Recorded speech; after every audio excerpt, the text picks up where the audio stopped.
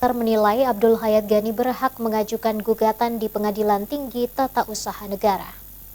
Sekretaris Provinsi Sulawesi Selatan Abdul Hayat Ghani resmi diberhentikan setelah adanya putusan SK Presiden 142/CPA/2022 yang ditetapkan di Jakarta. Kekosongan jabatan Sekprov Sulsel tersebut untuk sementara dijabat pelaksana harian PLH Aslam Patonangi.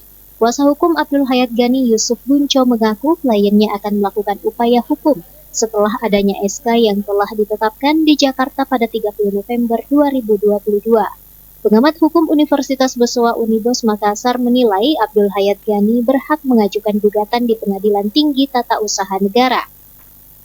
Ruslan Renggong mengungkapkan pada dasarnya setiap masyarakat dalam hal aparatur sipil negara kalau merasa dirugikan dengan adanya keputusan dari pimpinan, tentu punya hak melakukan upaya hukum dalam hal ini gugatan ke PT UN.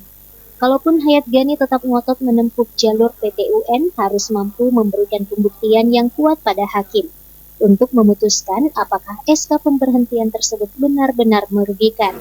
Selain SK pemberhentian yang harus disiapkan, kedepannya juga harus memberikan alasan hukum terkait SK Presiden nomor 142/CPA/2022 yang telah ditetapkan di Jakarta.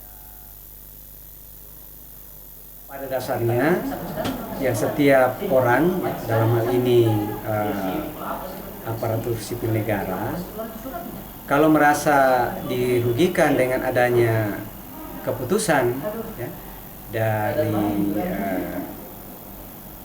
pimpinan, ya, itu tentu punya hak untuk melakukan upaya hukum. Ya. Dalam hal ini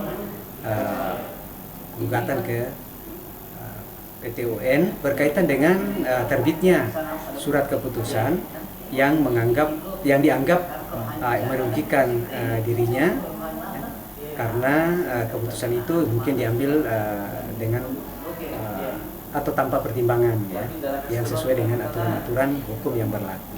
Itu tergantung pembuktian nanti ya. Jadi kalau sudah masuk ke ranah PT UN tentu itu akan berbicara mengenai pembuktian.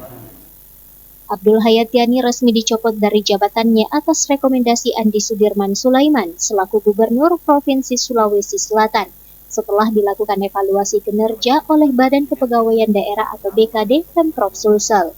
Ardi Jaho, Slebes TV. Untuk hasilnya, ya bukan dong. Maksudnya hasilnya kan sudah baca tadi.